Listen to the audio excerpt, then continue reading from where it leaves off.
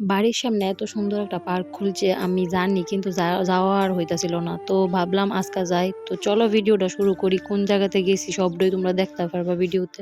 High সবাইরে, আমি অনামিকা। তো এই যে আমি আর আমার বোন দুজনে মিলে বাইরে গেছি গা, অন্য কারোর আর লইছি না। কারণ আমরা কিন্তু বাইরে হইছি না ঘোরার উদ্দেশ্যে, বাইরে হইছি অন্য আরেকটা কাজে। তো সবটাই তোমরা দেখবা ভিডিওতে। তো আমরা বাইরে একটু জায়গা হাইটা যাইতে লাগে, গাড়ির জায়গা মানে যেখান থেকে আমরা গাড়িতে উঠি মেইন রোড। আমরা বাড়ি থেকে একটু দূর, মনে করো হাইটা গেলে 1-2 মিনিটের মতো। তো আমরা বাড়ির সামনে একটা বড় মাঠ আছে, ওই মাঠটার উপরে দিয়ে আর কি যাইতে লাগে। তারপরে তো আমরা খুশি মনে বাইরে গেছি, কিন্তু আজকে এত গরম পড়ছে, মানে প্রচন্ড পরিমাণে গরম।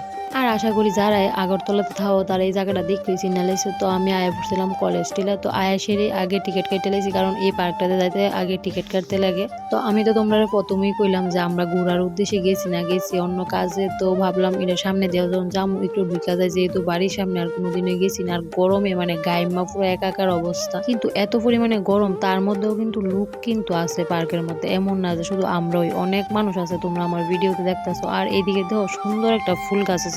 আর গরমটা থাকলেও মানে লেক পাড়ের এই বাতাসটা লেগে না বোঝা গেছে না গরমটা। তারপরে আমরা যে গাছটাতে যাবো ওইটা যাওয়ানোর আবার টাইম হয়ে গেছে লগা। তো তার লেগা ভাবতেছি চল, আর ঘোরা হইতো না সবটা, কারণ এটা এতটাই বড়।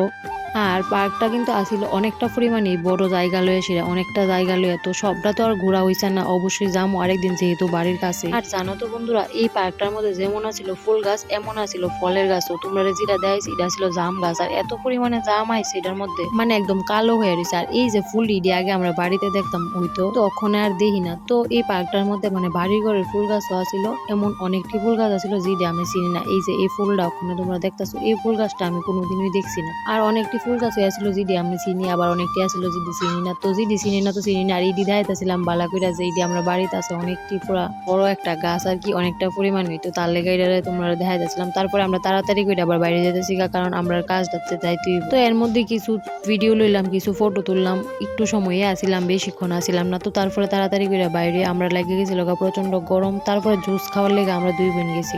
আর জুসের এনে গিয়ে দিই একটু ভিড় আসিল, কয়েকজন আসিল। তো তাইনেরও দিতে একটু লেট হইতেছিল। তারপরে দিয়ে ঝটপট দিয়ে দিছে। তো তা আমার বোন কইতেছিল অরেঞ্জ জুসটা খাইব, আর আমি লইয়ে এলাম পুদিনার রস।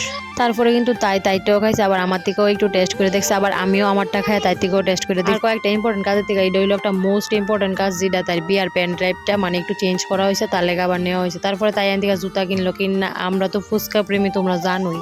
তারপরে কিন্তু আমরা ফুচকা খাইলে দিয়েছিলাম, আর দিলে তো আর জিব্বা জলায় পরে, মানে কোন সময় খামো। তো তার লেগা জটফট করে খাই লাইছি, আর কোনো দেরি না কইরা। তারপরে কিন্তু গেছিলাম আমি বইয়ের দোকানে, মানে বই বাজার। তো আমার অনেকগুলি বই নেওয়ার আসলো স্টুডেন্টরা লেগে। আর ঘাইমা পুরো অবস্থা খারাপ। আমি যেদিনে বাইরে অনেকগুলা কাজ লিয়ে বাইরে, তোমরা কারা